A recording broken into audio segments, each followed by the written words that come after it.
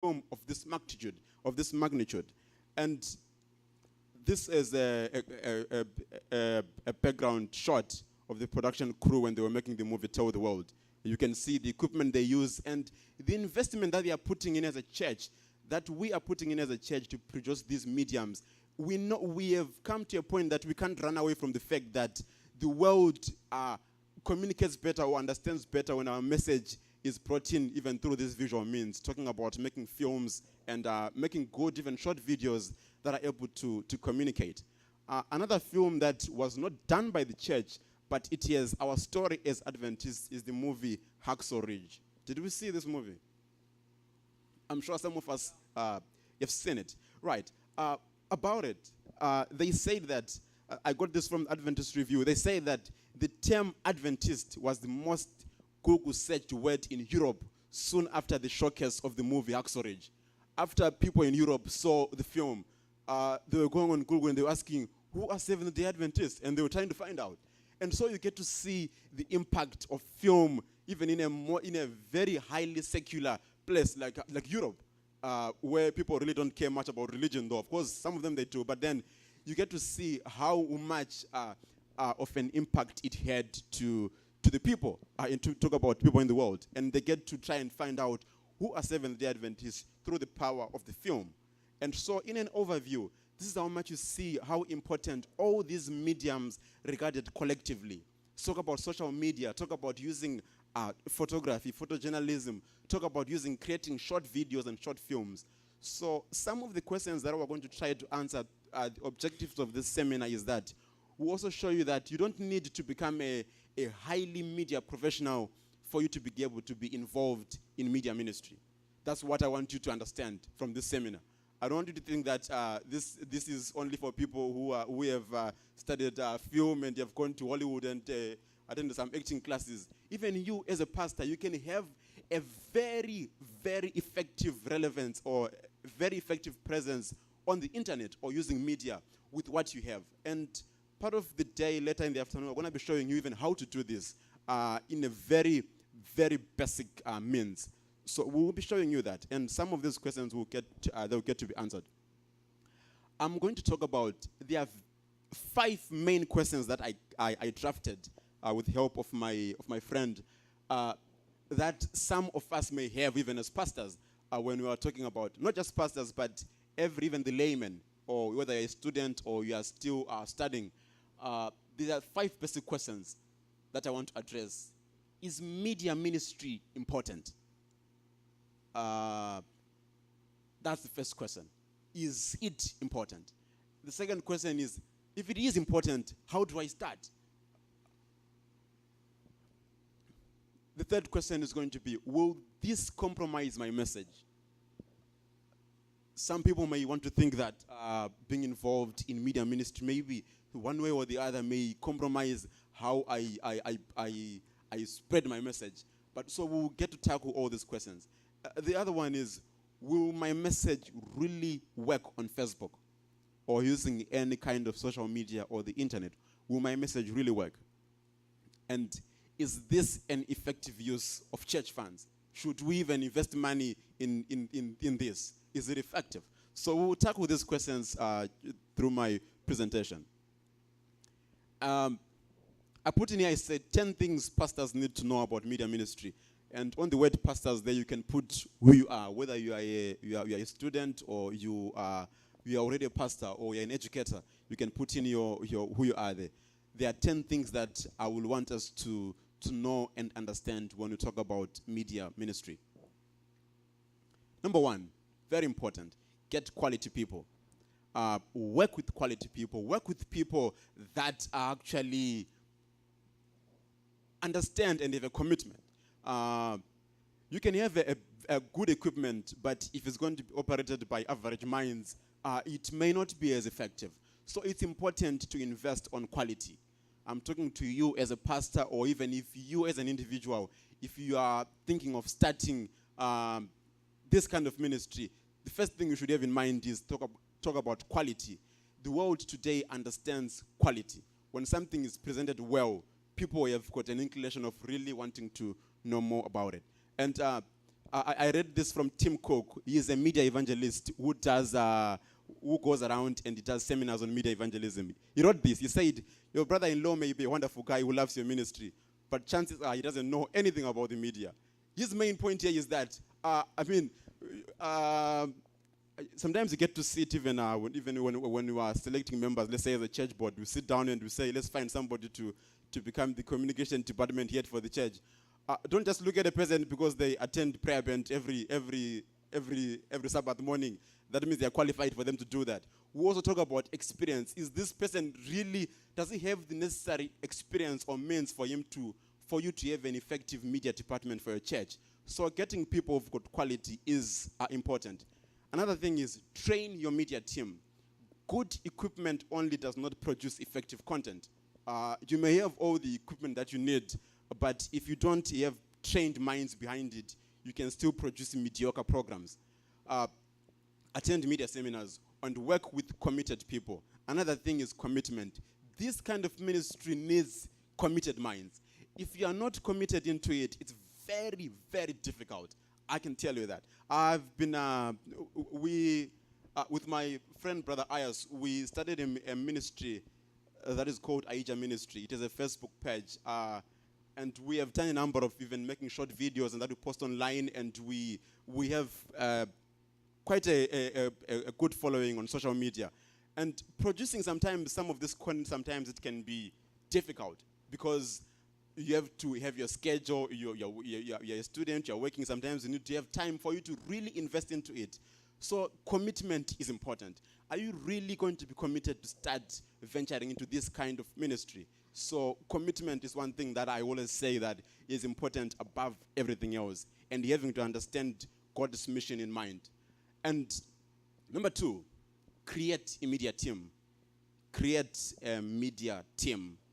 I will explain some few terms that some of them I coined them myself so that they may help us as we go along. Recognize talent and work with a team of people who are creative, innovative, and have a commitment for God's mission. This is important. Recognize people that we can work with, creative minds. The world now, even we're talking about even making short videos, people really are inclined to responding to something that is done even in a creative way. Creative visuals, short videos that are done well, good photography, and even presenting your message. May it be done in a manner that is also appealing to the eye, as much as your message is right. But sometimes when we don't present it in a very good way visually, sometimes we may not get to have a very good response if we're posting our materials on Facebook. So these are important. Number 1, you need to have, talking about creating a media team, you need to have a media director. This is, you can adjust this according to your needs. If you're starting your own ministry, whether as an educator or you're a teacher or a pastor, or you want to start your own ministry, having your own blog, these you can adjust according to your needs. But the first thing is you have somebody who can be helping you. The main person to lead you into having a very effective media ministry is what I call a media director. You must have a wide knowledge and experience in media, highly creative, a team player, and he has a sound commitment for God's mission. This is fundamental. And I think these are main basic principles that you would want to consider if you're getting somebody to help you in starting your own ministry using media. The second one is, you have I call it a head researcher, provides research and consults with relevant sources for media production. Sometimes this person can work as your production manager and he has good multitasking skills. If you're working on a small budget, one person can do more than that. It's difficult for you to start to have a very effective ministry and one person is doing everything. That person is the cameraman, he's also the person who is your photographer, that person is your script writer, you probably may have mediocre programs. So you would need to actually invest and find people that can help you, that are willing to work with you. Are we together? All right. And then the next one will be your technical assistant. He has to have a high knowledge of media equipment, camera work, sound editing, video editing, and troubleshooting abilities and computer systems to know much of these things. This person should be able to help you and knows much of this. Talking about technically how all of these things work, the equipment that you have, if your computer is not functioning or one of your cameras stops working, somehow you must have an idea of a workaround around these things so that it can help you to have an easier management of your ministry. So that person is important. The next one will be your visual editor. This can be a graphic designer, it depends, or the person who really does in terms of editing your content. This person has to be, of course, highly creative, graphic design and illustration, photography, good in video editing, in video production, and set design. If you're making a content, you're going to making if you're making videos, either in your house, because these things you can do even in your house where you stay. You can set up and have just 2 lights or whatever you have and start something as basic as that. But what is important is having people who are committed and who are talented to do these things. So with a very minimum budget, you can be able to start and have a very effective presence on media. Another one is your online editor. Edits online content for web and social media, communicates with online audience. This one, if you can even do that even yourself, to being able to know and understand how to communicate with people online. It's another thing that people need to understand and learn. Because on the internet, we've got people from different backgrounds. Not everybody thinks like us. People have got it's a huge field that is diverse. And people think differently there. Not everybody attends church at IAS on the internet. Not everybody comes to your local church. Some people have never heard about Adventists on the internet. So the way you communicate with these people online is very critical. So you need to understand how to interact with these people using the digital screen. Are we together? All right. So the third one, number 3, brand the church. I'm talking about if you are a church pastor or if you have your ministry, brand your ministry or brand the church. I will explain what I mean by that. You must think of it as a place where your modern worshipers come in and not feel like they have moved back in time, where everything is about outdated as it could possibly be. I mean to say that there are basic things that we now must have if we are actually engaged in media ministry. Just having a sound system in your church is just important. You don't want people to start trying to listen very hard to what you're saying. They can't hear you. Having lights and all of these things, it's basic. We have moved to a culture now. These things are a must-have in your church. Let's say you're a church pastor or you're actually running your ministry.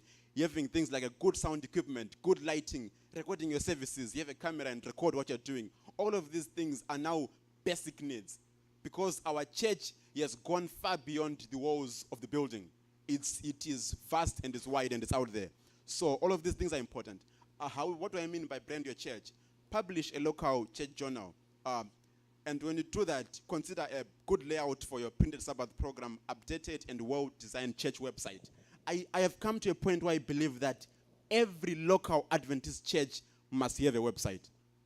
Every local, I'm not talking about the union or the division. Every local church must have a website. What happens is when people come to your church, even a visitor, sometimes the first thing they want to find out is they try and search your church even on Facebook and see, or on the internet, to see what you actually are doing. So having a website for each church or your ministry is now a basic need. You must have that. And also talking about social media presence. You have a Facebook page for your church. All of these are now essential needs that are important. If you're talking about having effective ministry and effective evangelism, having these is basic and is standard. And when you are building this, you refer back again to having your media team, people who can help you to do these things. You can't do them on your own. So you would need to work with people that are committed and that can help you to have an effective ministry. And number 4, become a digital missionary. I coined this term and I will explain what this is, a digital missionary. Here is the definition. These are individuals with a passion to use the internet to connect, share, talk, meet, and invite people to Christ. That's the definition of a digital missionary. I'm going to show you these 5 steps that we use if you're a digital missionary. How do you have an effective ministry as a digital missionary? I believe that Every pastor, whether you're an educator or whoever you are, one way or the other, you must understand that you are also a digital missionary. As long as you are engaged using the internet, you must become a digital missionary. I will explain these 4 terms. The first one is connect. Use social media networks, contacts, and blogs to connect with the world. I'm not talking about preaching or doing evangelism. I'm talking about basic connecting.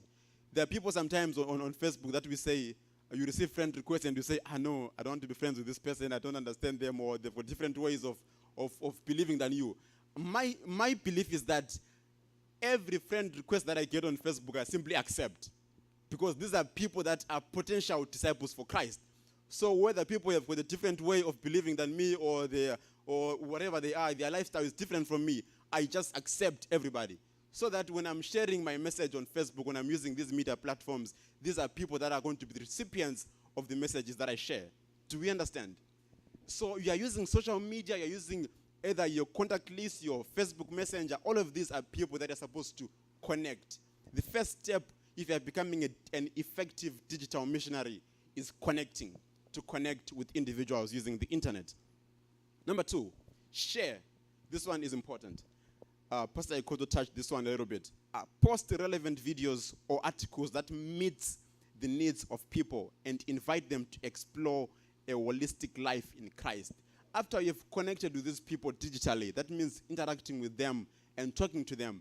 The next thing is you must post relevant content on your social media accounts.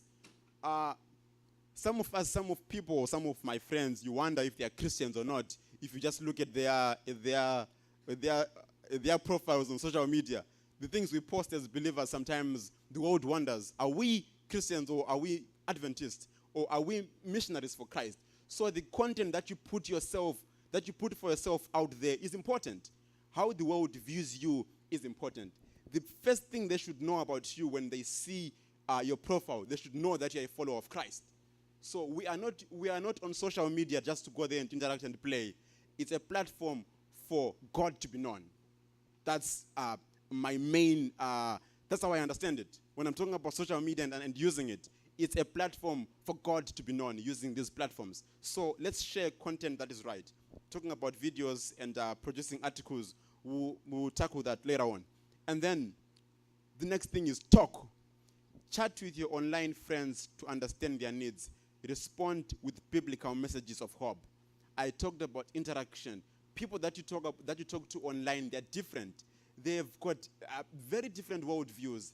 So it's very critical how we communicate with them. Some people can easily get hurt by comments that are discriminating. Some people, you have no basic understanding even of the Bible. So you need to understand it's a very dynamic and diverse landscape that needs you to understand when you're communicating with these people online. So talking to them is important. You can know more about people when you interact and talk to them. The other one is meet offline. Now, as much as we see people and we talk to them digitally, it's also important to even develop trust and meet these people offline, and we get to be with them.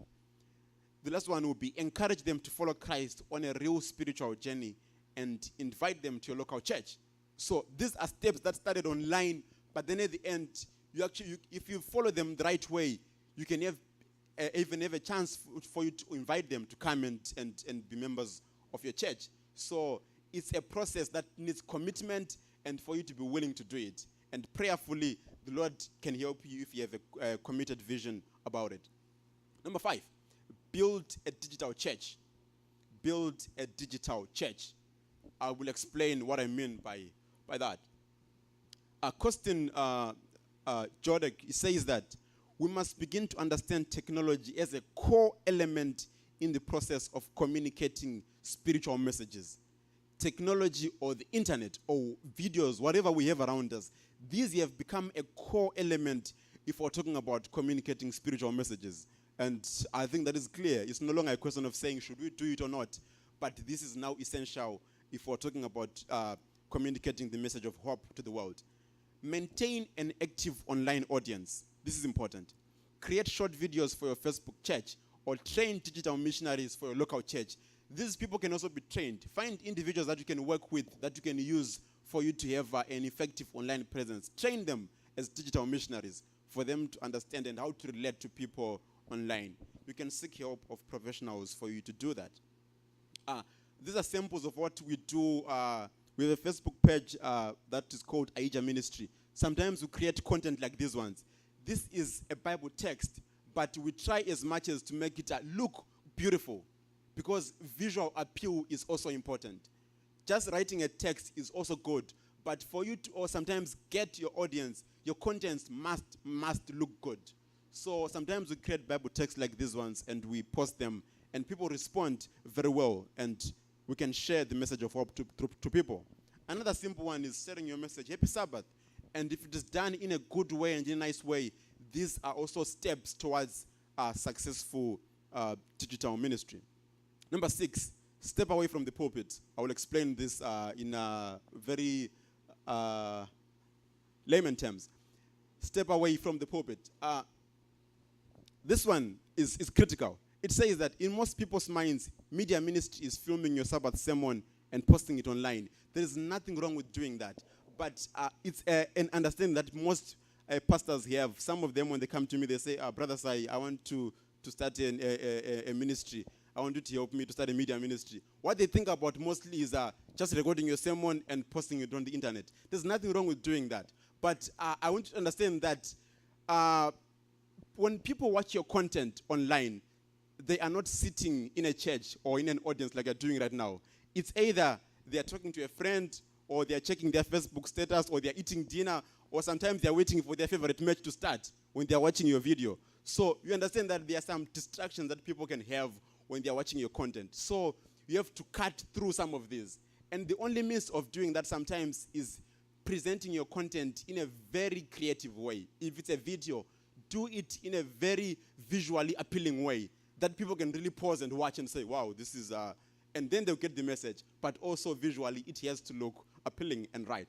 I'm going to show you one simple video later on of something that was done very creatively by one of our media. There's this video I'm going to show it to you later on that was done by Southern Adventist University about Sabbath reflections. I'll play it soon after this. Number 7, build interactive online platforms.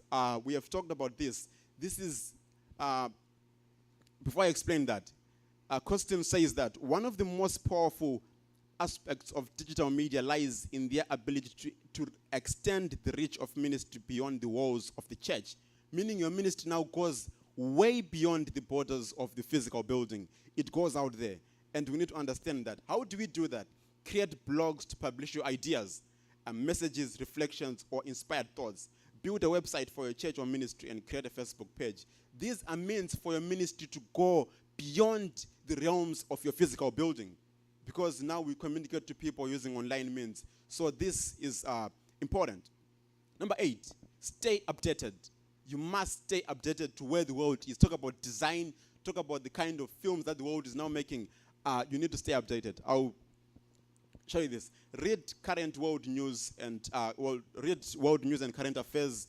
Check current design trends. Watch latest film trailers and attend media seminars and workshops. Number 3, watch latest film trailers.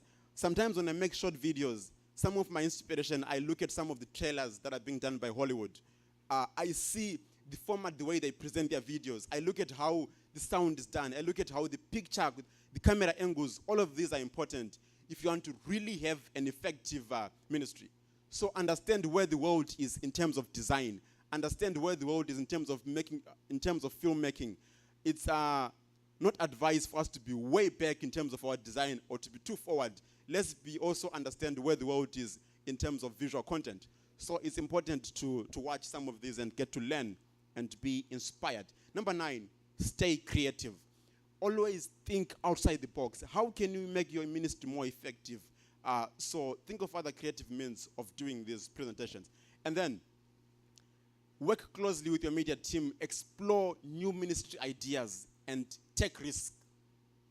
Sometimes we are not fruitful or are not effective as a church because we like to fish. We like to stay in our comfort zone. Let's be willing to take risks and go out there and really have explore your potentials for you to really have an effective ministry. Number 10, always be prayerful. This is important. Above everything else, pray about it and dedicate your ministry to God, and it can help you to have a very effective and successful ministry. John 17 verse 3 says that, and this is life eternal, that they may know thee, the only true God. There's nothing more comforting than this, just to know that what God wants from each of us is for us to know him.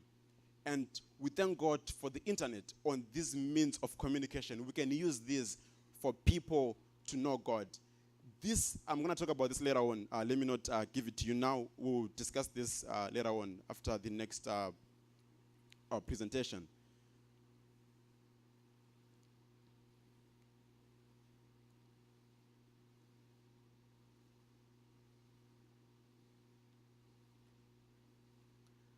I will give you, let me see our time.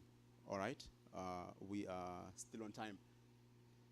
This presentation is more on basic fundamentals of visual impact. That is creating good visuals, PowerPoints, presentations, and all that.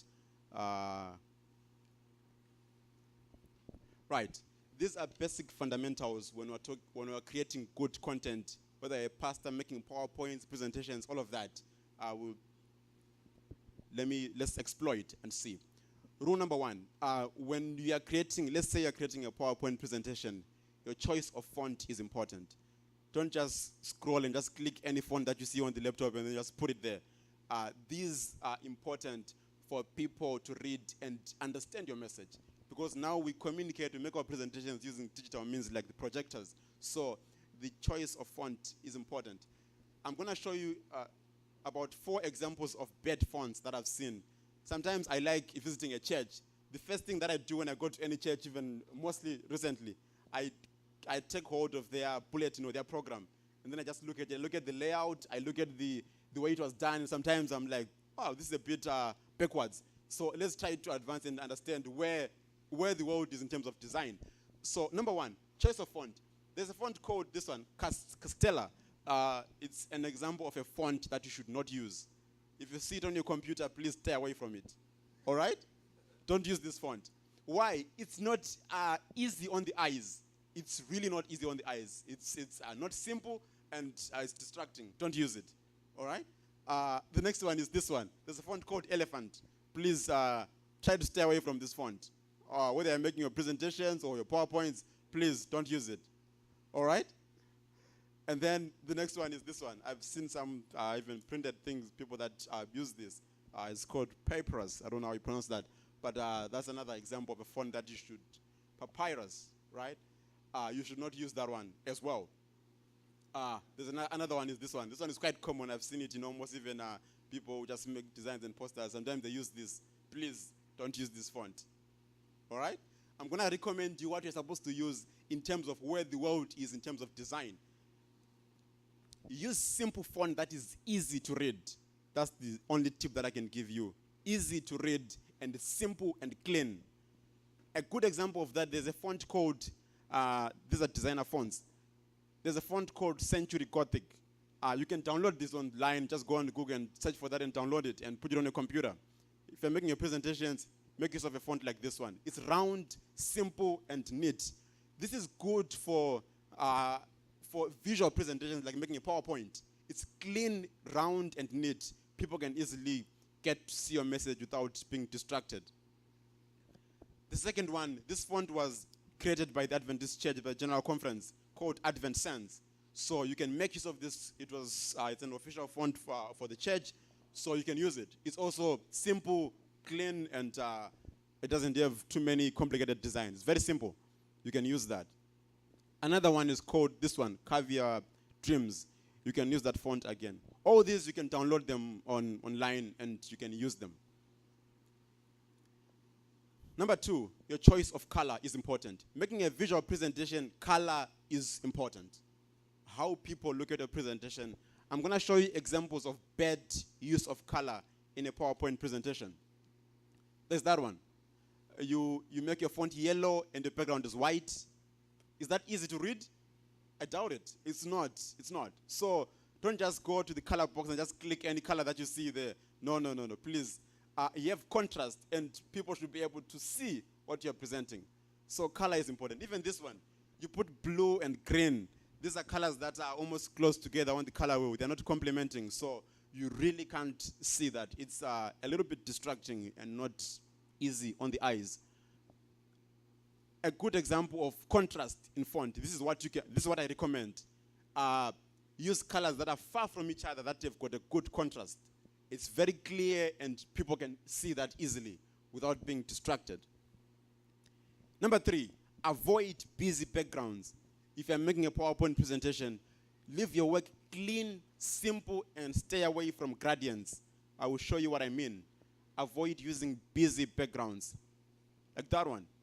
It's good, happy Sabbath, it looks neat, but why should you put all those gradient colors in the background? It's really distracting.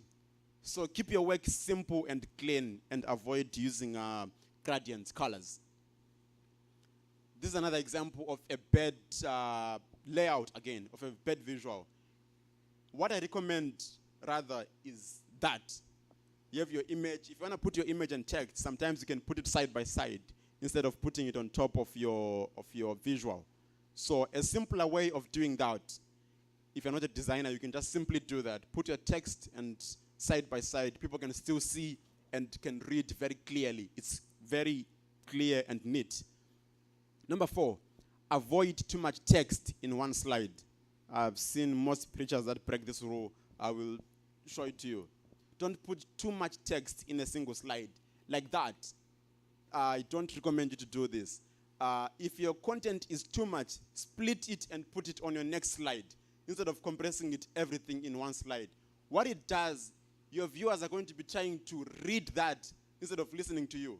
So you're still speaking here and they're trying to figure out what exactly is written there, and some of them can't really see. They're sitting at the back and they're trying to figure out what is written on that slide. So you may lose your audience for concentration. So if you want to put everything on your slides, split it and make it fewer, and then you proceed like that. I hope that is clear. Number 5, avoid distorted images. I'm going to show you examples of that. If you're placing your image on your slide, put it in a way that don't distort how it is. Example like that. Don't take an image and just stretch it and cover the whole thing like that. I mean, it's, oh no, it doesn't look right. Are you together? Yes. So don't distort your images or something like that. It doesn't look nice at all. Number 6, avoid too many font styles. If you're using fonts for your layout presentation, avoid putting many different font styles in one slide. Example like that. There is 1, 2, 3, 4, 5 fonts in one PowerPoint slide. Please don't do that. Avoid that. There's a simpler way of doing this. This is what you can do. It's very neat. Same image and same content. You've got your word, you've got your point that you want to emphasize, and people can see it. It's very clear and neat and simple. And then number 7, avoid too many graphics. There's a temptation of, if you're using PowerPoint or any other presentations on your computer, there are too many choices for you to put graphics. Don't just do all that. Keep your work simple and neat, like this. This is an example of an image with too many graphics. It's unnecessary. Just try to keep your work simple, probably like that. The same image, I removed the other one, and then I just left it this way. It looks simple, neat. You've got your message, you've got your image, it's there. It still looks good and simple. And then there is something that has been done by the General Conference. They created what we call the creation grid. I'm going to show you a video of this one later on, but I will explain this. They made a 7-grid design if you are making any kind of presentations, be it a print for your magazines or for your bulletin, whatever you're doing, even for your slides, you can use this principle. What happens here is that these first 6 grids, they are for the designer. This is taken from the creation principle, meaning the 7th one is like the Sabbath. So you don't touch that. Whatever you do, you can do it with the first 6. That's why you see most of my slides, I'm using this principle. The 7th one, you put the church logo, you don't touch it. So you can put your content this side. The reason why they're saying that, they want the way we present our messages to be universal. So wherever you go for a conference or wherever you're building a presentation, you can follow this format.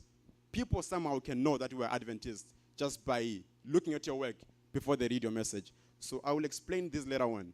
There's a video that I'm going to show you on this. And then this is a sample of the creation grid. You've got the Sabbath column at the end where you don't put anything there except the logo for the church. So that's how it is. And then these are formats of how you should not do it. It should look equal and right. These are samples of a sample of the magazine, Outlook magazine. It's a sample layout of what you can do if you're doing layout presentations. Right. These are some of the images that are samples for even tarpaulin or poster designs for the church. The same concept as you see it, people should be able to see our message loud and clear. Right. That's another one there. And then another simple layout for this. This is what now the church recommends in all of our layout designs. Let's keep our work simple and neat as that. And then I want to show you what the church has also done in terms of the presentation of the font. This is the previous logo for the church. That's the font that they have been using, and they have changed it to our logo now. We can use it in varied different colors, like as you see there. But there are some things that you cannot do with it. If you're doing, let's say, publishing your layout for your bulletin for the church, avoid doing that to the logo for the church, putting shadow or crossing it like that. Keep it neat and simple.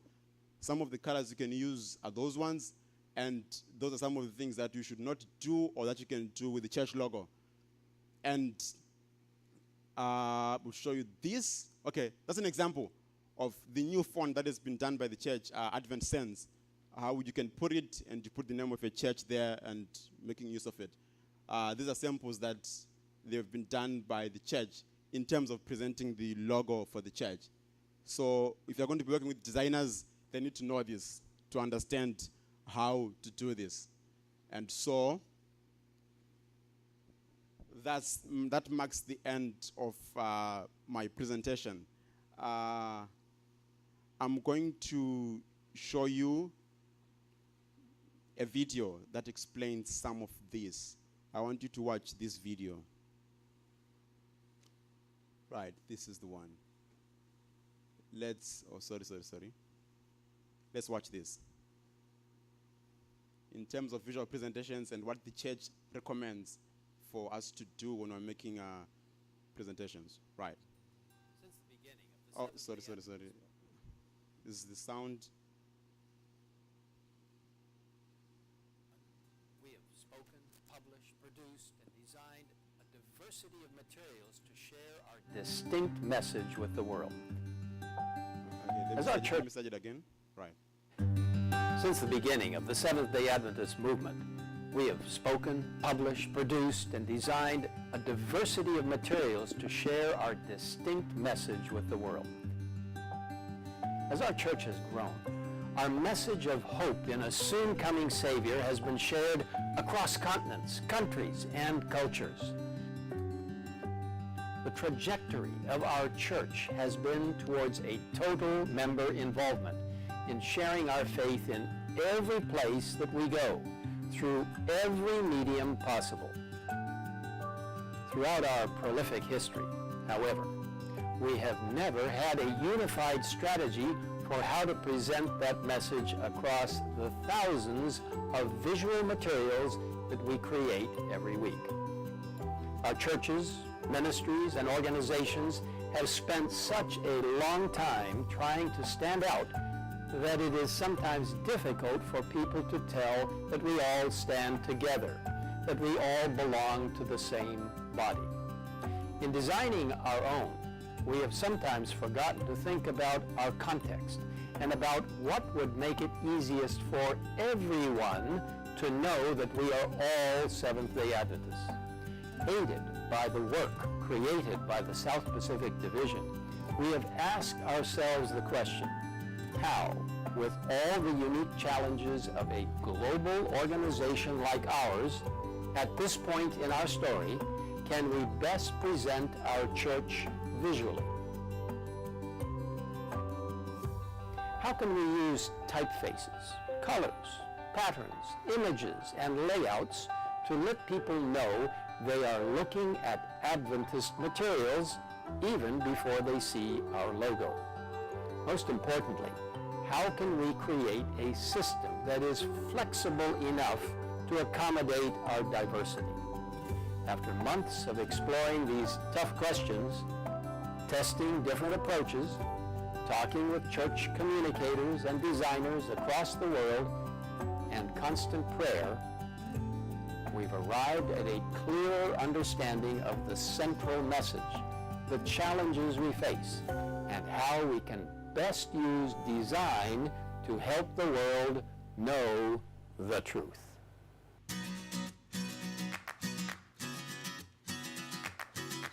Let's talk now about the logo. How many people think of the symbol as the church logo? Logo usually refers to the combination of a symbol with a custom font treatment of a name. However, our organization is unique. Our name changes in every language. Beyond that, every entity chooses its own name, with new churches being formed and named every few minutes. Because of this, we need something much more useful than custom logos that only work well in a few languages. We believe that Jesus came to speak our language. This compels us to create a global, multi-language type system that works across the hundreds of languages that we worship in every week. We chose to use a new, beautifully designed font called Noto Sans as the basis for what we are calling Advent Sans. We build Advent Sans on the extensive language coverage of Noto Sans. We also customize it so it will match our symbol. Advent Sans will allow us to communicate consistently and beautifully across the world. However, our challenge is greater than our logo. We have thousands of new materials being designed every week around the world. Collectively, they contribute to visual fragmentation of the Adventist Church. The team has tackled this problem, and some others will introduce you to an inspired solution for us to use in all our designs. We may look, pray, read, think, worship, sing, and share differently, but we all look forward to the Sabbath, and we all look forward to the future when Jesus will come again. It's in our very name, this anticipation for the seventh-day Sabbath, and this longing for another Advent. Our history and future as a movement is rooted in this awareness of time and of the prophetic importance of our message for these final hours of Earth's history. We are a diverse people, looking backward and forward, called to share with everyone that the world is in the verge of beauty. With this message in mind, we arrived at a core component for a new identity system, the creation grid, a simple 7-column structure for layout. The grid is a reference both to the prophetic timeline as well as to the creation week that culminated in the seventh-day Sabbath. The first 6 columns of the grid belong to the designer. They can be filled with anything: text, images, illustrations, patterns, and logos. But the 7th column, the Sabbath column, does not belong to them. It is meant to be different and special. By rallying together to use the grid, we can help people know that we are all Seventh-day Adventists, all different but all excited about the beauty that is soon to come. This structure can be applied across a wide variety of materials, and included in the new guidelines are examples as well as templates to help you get started in applying this to visual materials. While the grid can't be used in all situations, it provides a distinctive, recognizable, and meaningful structure to extend the Adventist identity system beyond our logo. With the creation grid, Advent sands, and the Seventh-day Adventist symbol in place, the rest of the system allows for great flexibility across entities. We invite you to view the guidelines, which will be a dynamic, continually growing, and frequently updated source of information about our visual identity. Examples, templates, files, recommendations, and information will all live in one convenient place. Therefore, regardless of what or where you are designing, you can always find information to help you communicate that we are all Seventh-day Adventists.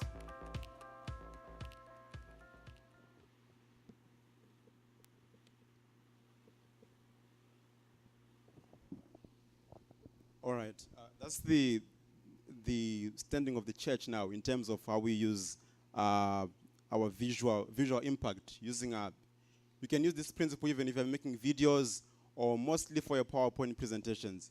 It's very essential, and I recommend that if we are going to be making any kind of presentations. I'm going to show you a video. Let me see our time here.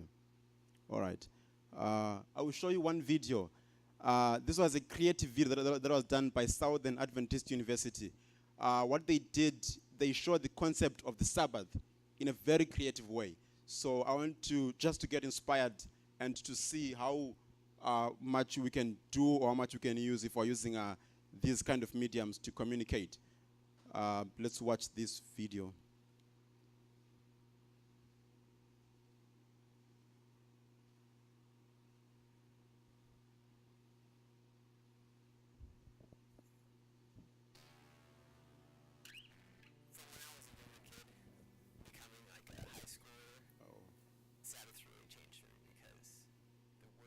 Different, you know.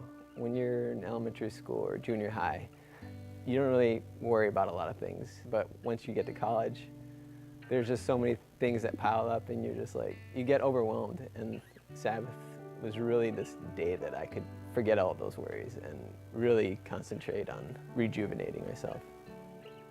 Coming to college, that's when I really started to appreciate Sabbath, because the week would be so hectic. And then Sabbath would just be like, ooh, you could breathe, you know, step back, you're okay. I believe that God's trying to show us or give us the Sabbath for us to really just turn off everything that we are doing during the week, work stress, school stress, whatever that takes our attention, and to give us, you know, this block of time to really focus and reconnect with Him. The Sabbath is special to me because it's a time that I can just get away from all the busyness of the week and, you know, spend it with God and friends and family. God gave us the Sabbath for us. He wanted us to rest from all the busyness of the week. You know, He knew what we would go through. He knew that, you know, we'd be doing all the work and all the labor and stuff like that throughout the week, and He wanted us to spend it with Him. My favorite Sabbath memory is doing something for God, especially with outreach. Jesus really teaches us about caring for children and to be like children. And I believe that hanging out with them and playing with them makes you like a little kid. Not so much childish, but just to have the same heart. And they really teach you to be young, and they teach you to be trusting, and they teach you to just love everyone. The Sabbath to me means sanctification. Sanctification comes from the meaning of to be set apart. To be set apart is holy, and God has called us to be His children, to follow in His footsteps, to really search to worship Him. And in sanctification, it means that we're setting aside that time, especially out of the week, in order to really focus on knowing our God, knowing our Father, knowing our Redeemer. I do find a special connection with nature.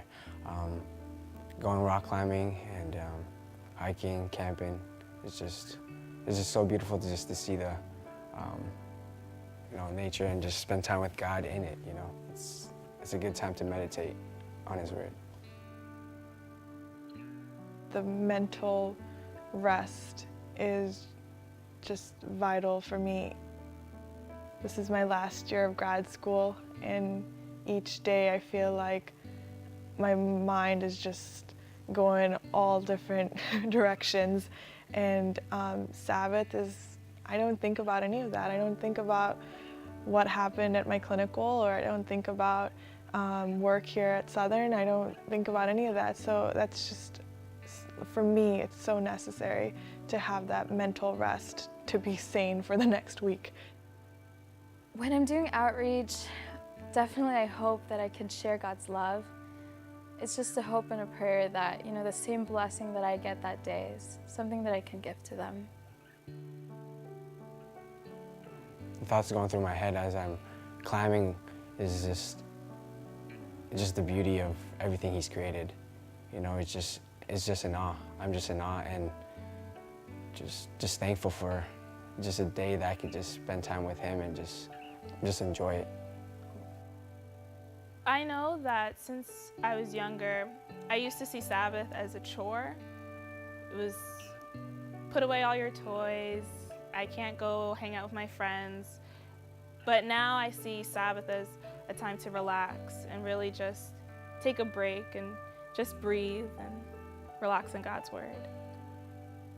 I really don't know how people can live without the Sabbath. It just boggles my mind. Like, I see people that, you know, are just stressed about work or getting school projects done and having to work all day on Sabbath, really having to work all throughout the week. It's something that I couldn't do that. I really have to have the Sabbath so I can just recharge my batteries, really. Sabbath to me is fellowship. Relaxing. God. Creativity. Peace of mind. Friends. Recuperation.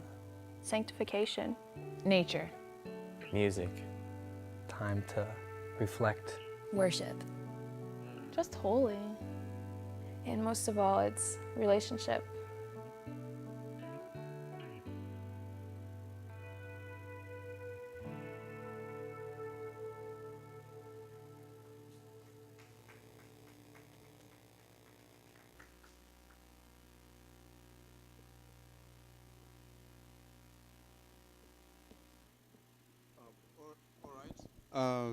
The main essence, what I wanted you to see, as much as we see the message, but I wanted you to see how they tell the Sabbath story in a very creative way, using good visuals and good audio. And the whole way they tell the message is done in a very visually appealing way.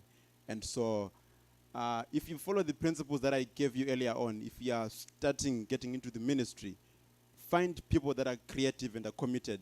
It's possible to produce content like that.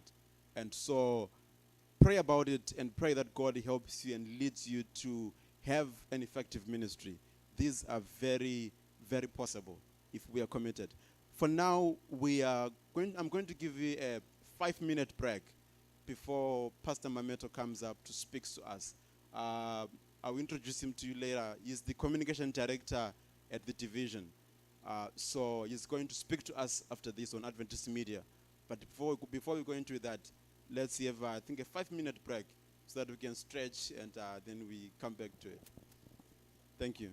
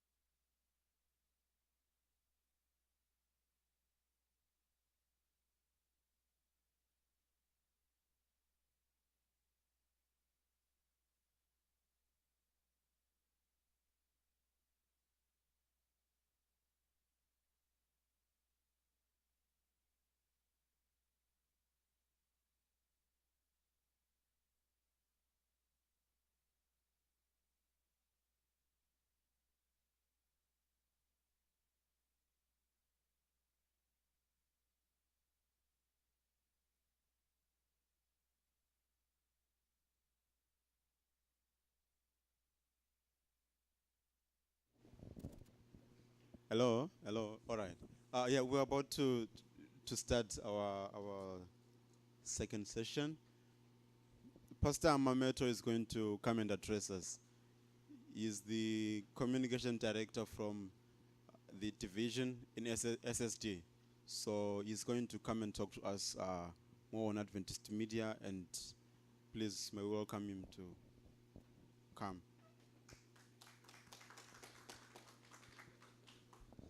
Good morning, everyone. Praise the Lord for this privilege to be here, and I would like to thank every one of you who are here today. Thank you for the organizers of this event. I think we need this kind of event from time to time. Today, there is not very many of us, but I'm very sure that those who are not with us today, I am 90% sure that they are somehow connected with media, wherever they are. I'm sure they are connected with media because right now probably they are, browsing the internet or just holding their smartphones and doing something with media. So they may not be with us, but that doesn't mean that they are not supporting the media ministry. No, right? They are doing media. And what better place to promote media ministry than in IAS, because we have an international audience here, right? We in the division, we are actually involved in supporting you to make your media ministry a success. We want to provide whatever things that we can do and provide for you to be able to be successful in doing your media ministry. For example, what we just saw, the video that we just saw a while ago, is an example of the very things we need in the department. So if you can just commit to doing the very things, very simple things like short video, we would be very happy. And we are here to provide logistics, and we are here to provide funding for you. If you are committed, say, Pastor, what we envision actually next year is to create short videos for insertion in the Hope channel and also for the social media. And so we are trying to create a cinematic video for the 28 fundamental belief. One of that was just shown to us. But we have to create it locally. And we will provide the funding for you. And so we are very interested if you are committed to doing that, because we would like to upload this, because this to me is the only way for us to be able to reach out the 1040 window. When you look at the 1040 window, oh, I tell you, it's a challenge. I am just new to the department, and in my travels, one of the first realization I have was I cannot do it alone. It's just impossible for us, considering that here in SSD, there is so much of a challenge. This is home of the major religions in the world. And how do we reach that to face? We cannot be able to do that. And so today, I'd like to share with you the things that we are involved in and the things that we envision, so that maybe, just maybe, you can also participate. First is, I hope that Dr. Goptel would be back soon. I look forward to IAS being the center of media production. Amen. Because we have the international audience like you. So I look forward to it. I even look forward to IAS offering something like a Master of Ministry major in media production. Because it's about time. It's about time. We have to address that. Maybe, no, don't clap. I was just, envisioning things. And I hope that the President is here with us so that he can listen to that, no? After lunch, okay. Yes, it's very important. And, last night, I was listening to Barry Black. Are you familiar with Barry Black? He was He was presenting a sermon, a very powerful sermon in front of Donald Trump, and there are 205,000 people connected to it. At that time when the sermon was delivered, there were 205,000 people listening, including the President of the United States of America. And so I was just, amazed at how powerful media is. And there were 205,000. Last year, when I was the communication director of South Philippines, Pastor Gulfan, our president, tried to conduct an evangelistic meeting, and I told him, why don't we employ the power of media? Let's just use Facebook Live, and let us coordinate with all the existing radio stations, because in South Philippines, we have 16 radio stations in South Philippines, where here in the north, there is not even one. And so we tried to connect that, and you know what? After 2 hours of posting the ad, we get 90,000 people looking at it. And just imagine, you can't have 90,000 people attending the seminar, listening to the sermon. There is no way. But because of media, wow, it's very powerful. You may have heard about Ben Carson during the National Prayer Breakfast, preaching in the presence of Obama, the president then of the United States of America. When Ben Carson was presenting his sermon, there were 3 million people watching all over the world. It was powerful. And you know what?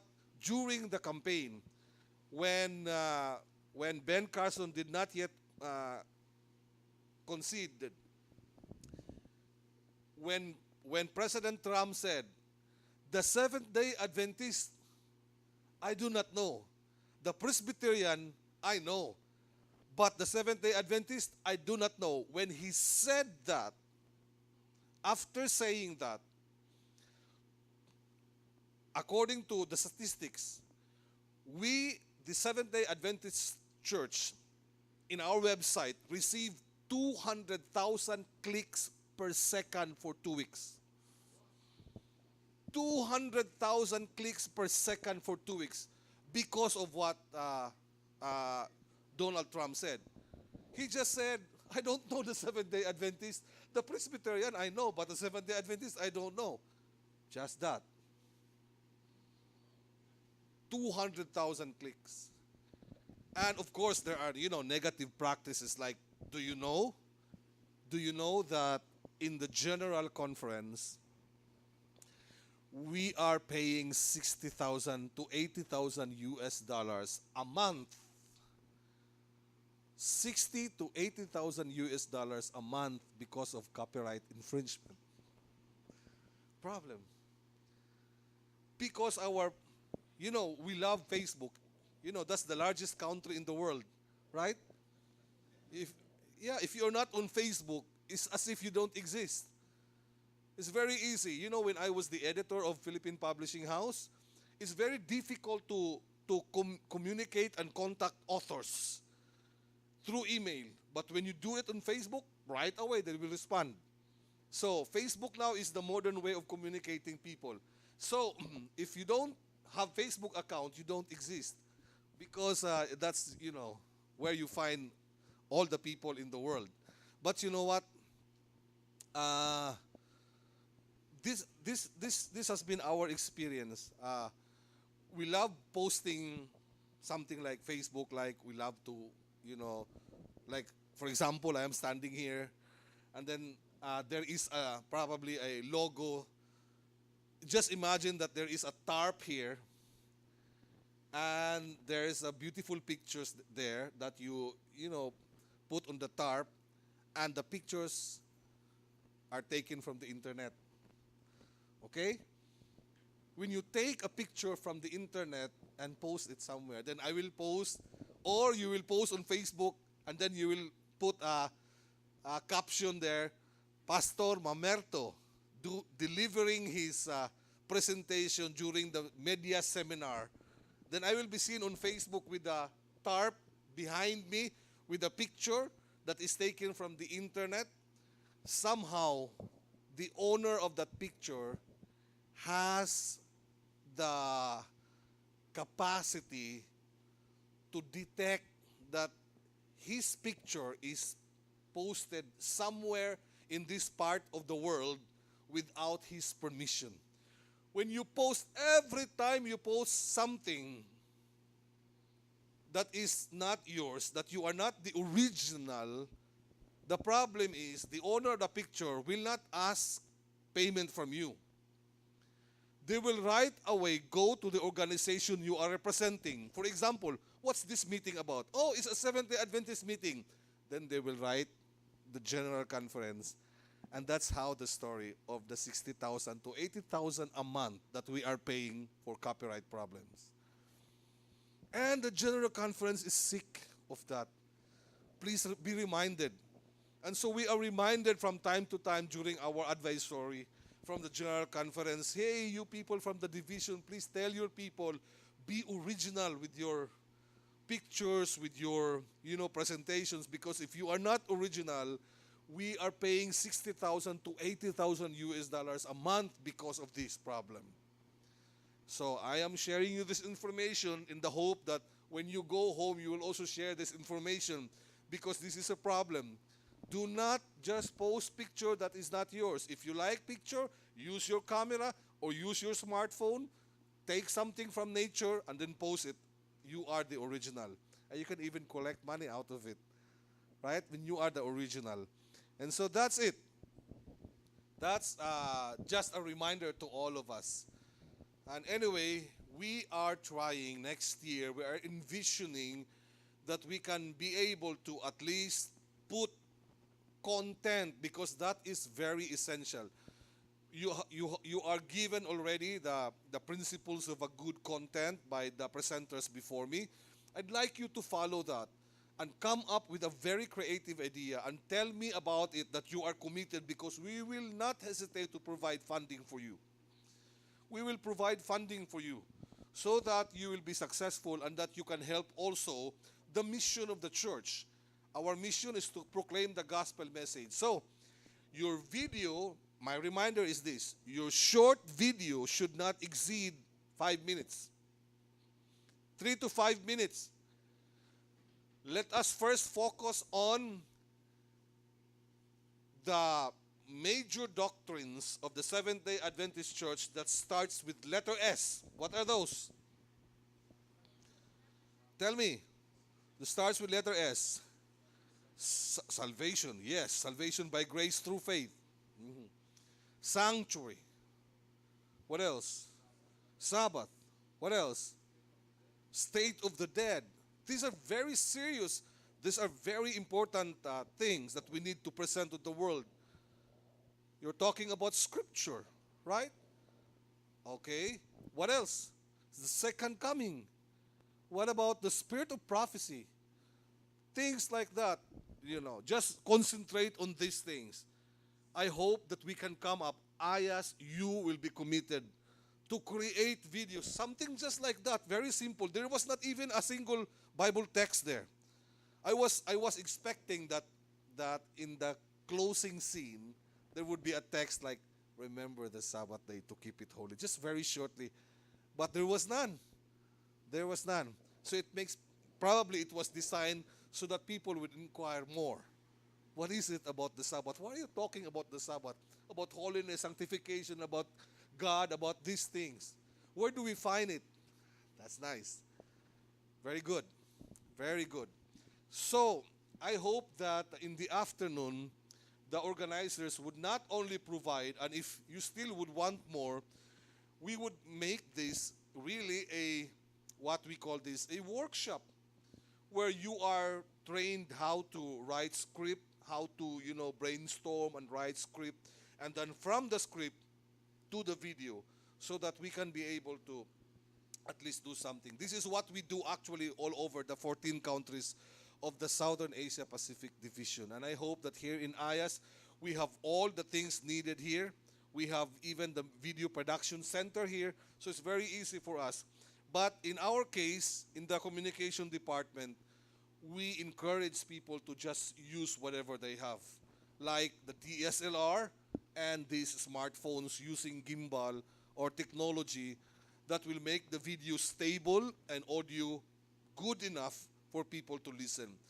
We don't encourage you to employ studio highly cinematic use that would, cost so much. Just produce videos with what you have, make it professional, and then you can bless the world. And we can provide funding for you, as I have said. So, even the old-fashioned way, how many of you are very familiar with this? TED. Oh yeah, very good. You're watching this? This is using conventional way of sharing ideas. The person is just given 15 minutes to 20 minutes to stand before people, hundreds and thousands of people. But this one is a billion-dollar enterprise. This idea is a billion-dollar idea. Right now, as I'm telling you, this is a billion-dollar idea. It's very simple. Somebody stands here. Can we do that? Of course, especially in IAS. For example, if I may give you an idea, I just thought of it as I was sitting down. How can we do something like TED Talk in IAS? Very simple. There are so many experts here. That includes you. All of you are experts here. You guys have, this is a collective people with a bunch of PhDs and EdDs and, you are all experts here. In IAS, there is what we call thesis defense, right? Or dissertation defense. Instead of doing it in a pure academic setting, like thesis defense and making it academic, you distribute paper. Don't do it that way. Do it like video presentation. Well, instead of you reading your thesis, use teleprompter. Screen, and then you are just reading everything from the television screen facing you. Then that's already TED Talk. You are the expert because you are the original, because that is your dissertation. That will be broadcast all over the world. And we're doing that from time to time, but yet nobody ever thought of that. Do it. Very simple. Help you experts here in IAS. We can do it. Like the one that was just presented to us, the devotional thought and your idea about the SDA services online.com and your idea. You can just present it. So I look forward. Last night I was watching about the country in Bhutan and what they do. In 20 minutes time, I tell you, I was so filled. I was so converted with climate change that through this technology, this TED Talk. So it's very important for us now that we are engaged in media ministry. Why? Let me tell you this. Let me acquaint you with the term, the mediatization of religion. What is this mediatization of religion? This is not actually my term. I just borrowed it from a professor in Norway. He coined this term, the mediatization of religion. And this is very important. You know what? As a backdrop, I'm talking about Adventist media here.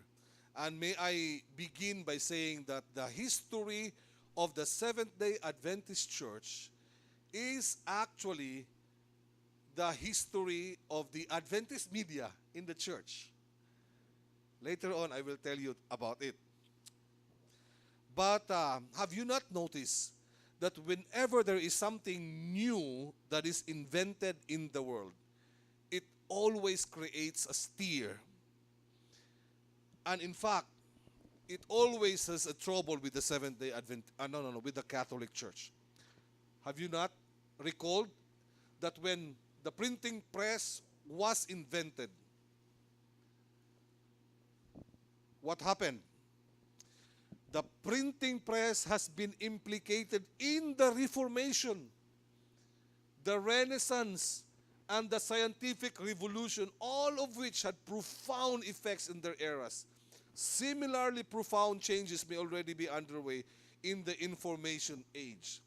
You know, when the printing press was invented, right away the Catholic Church was against it. Scholars have long recognized the essential role of the press in spreading Protestant doctrine. Luther himself, in fact, claimed that the invention of the printing was a gift from God to reform his church. But the print did more than spread the Protestant Reformation. In an important sense, print caused the Reformation. Powerful line from Robert Kingdon. In an important sense, print caused the Reformation. Without access to the printed edition of biblical text, Luther might never have been stimulated to develop his revolutionary new technology. And without accessibility to print, Luther might never have spread his ideas, not only in the Latin of the scholarly community, but also in the vernacular German of the lay community in his time.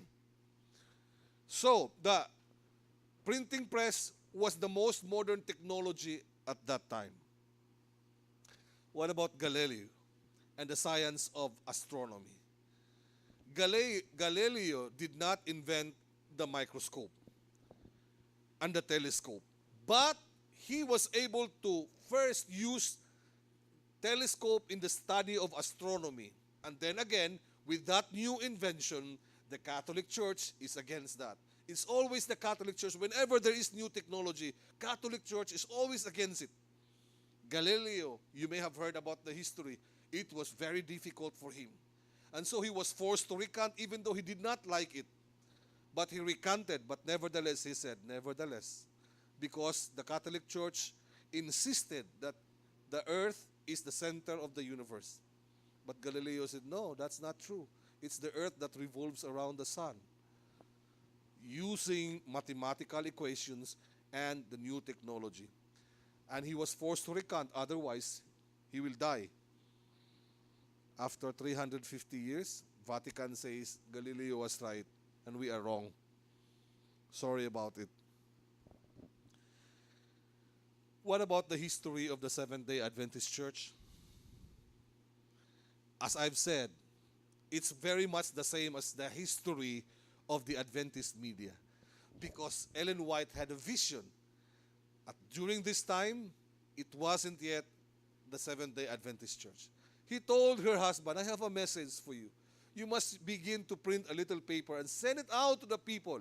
Let it be small at first, but as the people read, they will send you means with which to print. And so came out the Seventh-day Adventist Church. Nowadays, brothers and sisters, media is so powerful. You may have heard or read or seen this movie, The Da Vinci Code. And then later on, this is, I think, the last book that I've read. This is fiction, but I was forced to read it because the young people in my church were asking me about it from time to time. Then after that, The Passion of the Christ. These are powerful movies, tweaked, because these are, postmodern. Part of it is true, part of it is not true. Then you may have seen about the movie Noah. Have you seen it? Which part of it is true and which part of it is not true? Which part of it you don't like? Probably the monster with, I don't think you like it. I don't like it either. But then the Hacksaw Ridge came out, and this is a powerful witness. And you know what? When this Hacksaw Ridge was created, this movie was created, this was about the time when the Seventh-day Adventist Church was about to launch a movie as well.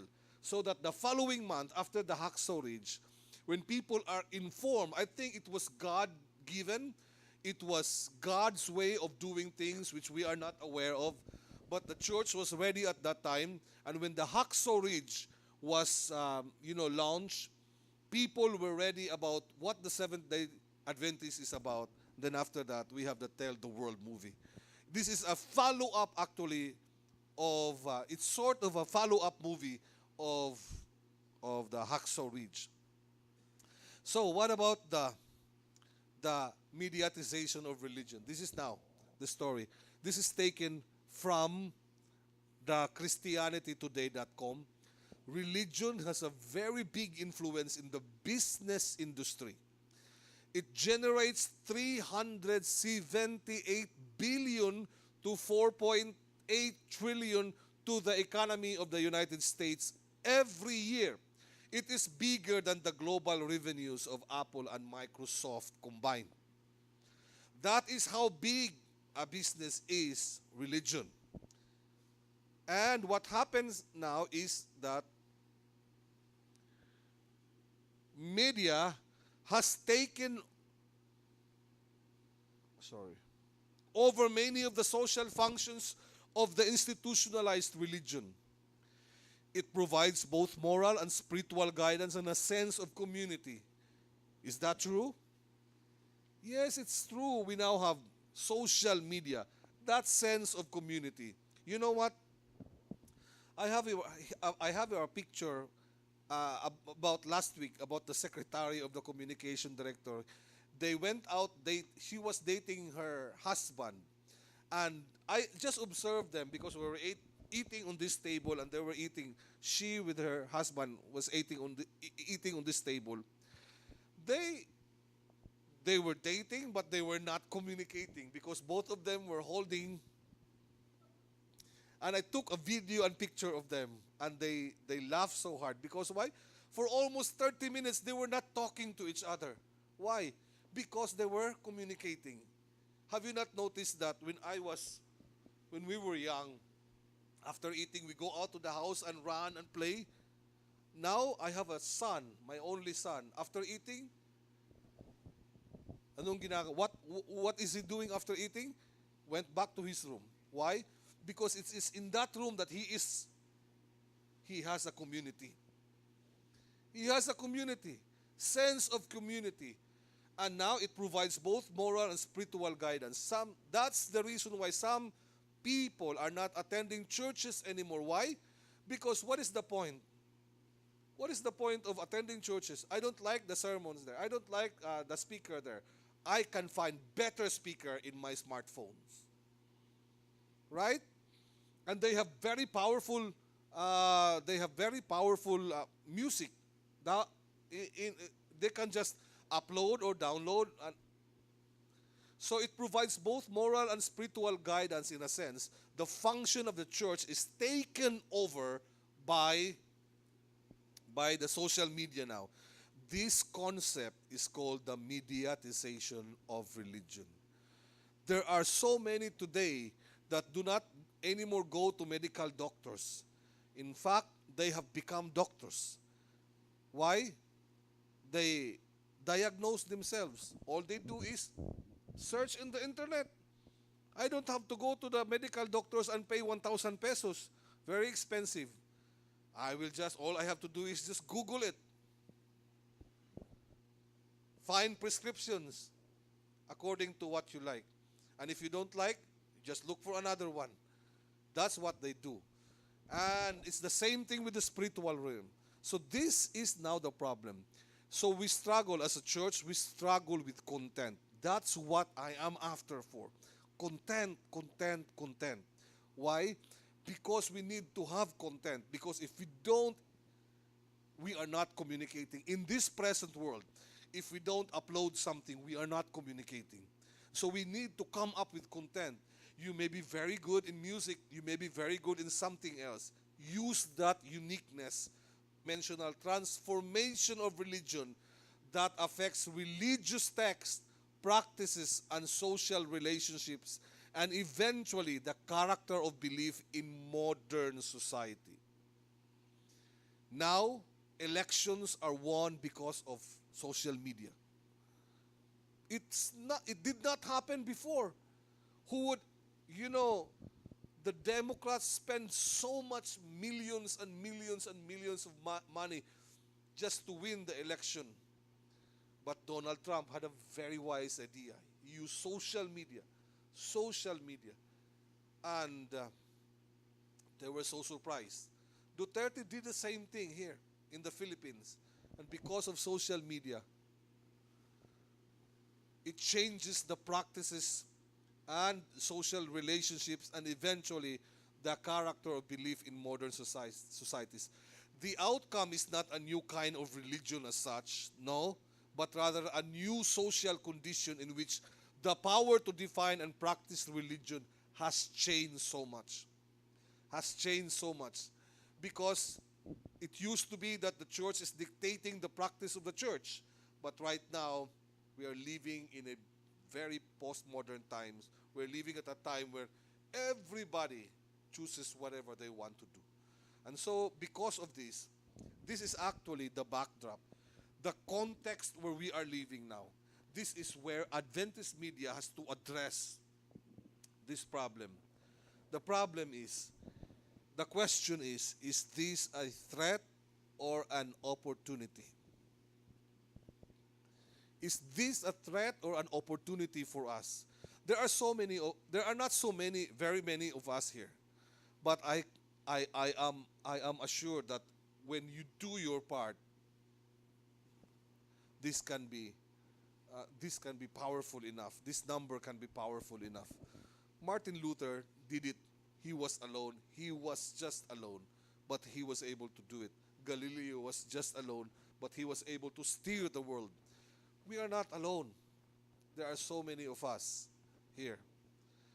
But if you just commit yourself to doing content, I cannot just overemphasize that because I may stand here for an hour or two, but if you are not committed to be a media missionary, nothing will happen.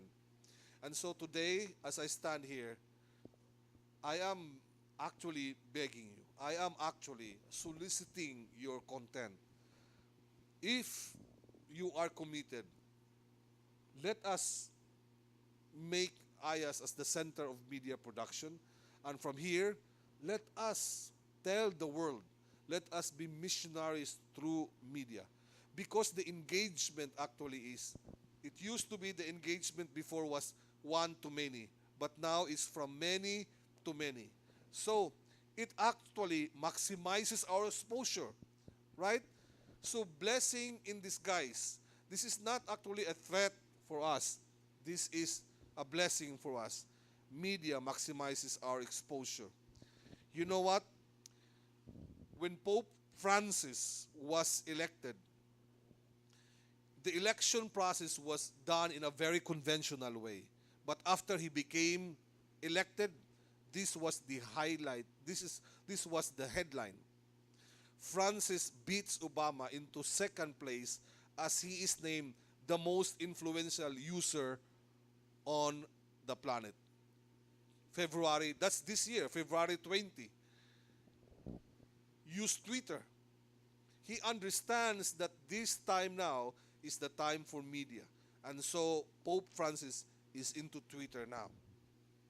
It increases our influence. As I have told you, the engagement before is one to many, but now the engagement is from many to many. Imagine you have thousands of friends. If you can get the attention of at least 500 of them in one post, wow! That's even cheaper. In those times, the preacher would say, share a book, because the technology at that time was still printing. Share a book, and then you will bring people to heaven. And when you are in heaven, somebody will come to you and say, thank you for the book that you have given. But now, thanks for the tweet. It doesn't cost you anything. And it will give you two realizations. First realization is, salvation is that cheap. One tweet, one post, one upload. It doesn't cost you anything.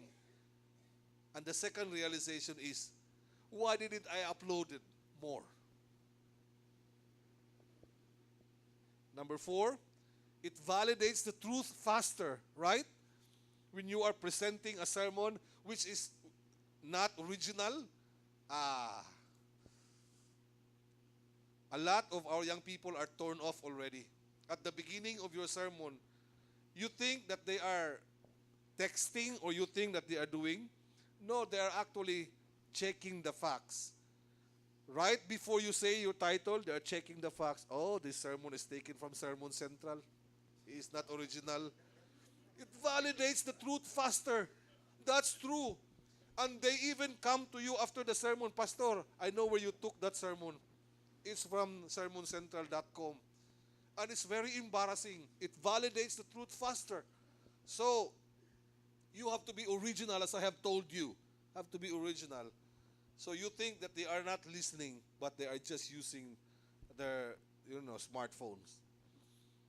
And it fulfills the Great Commission. The Great Commission is go and make disciples of all nations. You know what? When you go to Vietnam, I'm just talking about the territory of SSD. When you go to Thailand, when you talk about Adventism in Thailand, you're talking about Filipino Adventist. You're not talking about Adventist Thai that were converted into Adventists. No. No. You don't seem to find one Thai Adventist convert. In Hong Kong, in Singapore, I tell you, my heart bleeds. I realize, how can I be able to make a difference? We cannot. If you do face-to-face evangelism, no, you cannot. In Vietnam, you cannot do that. When you go to Vietnam, you have to ask permission from the government. And they will ask you, what will you do there? And you will say, I will teach or preach before people. You have to submit a manuscript.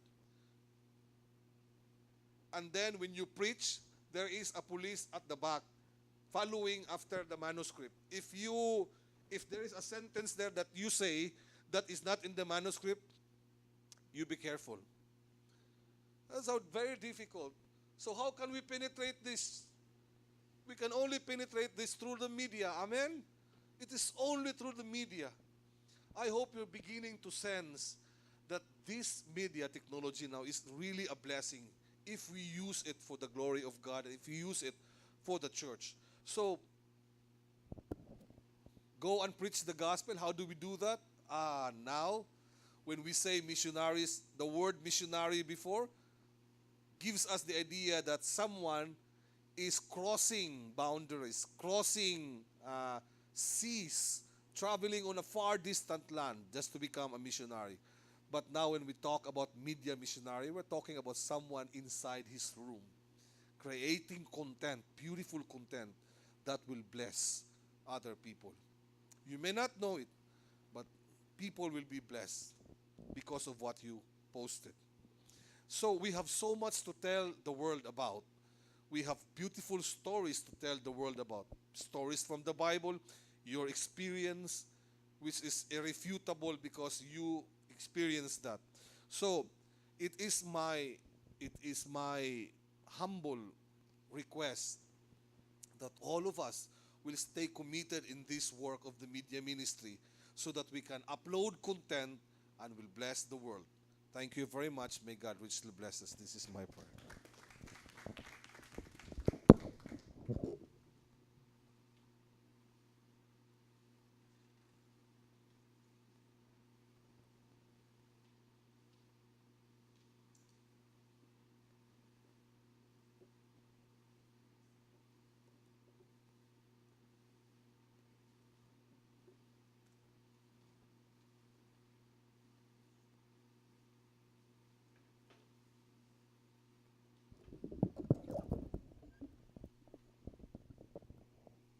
Thank you, Pastor Mameto, for the presentation, and I'm sure we all have learned and were blessed.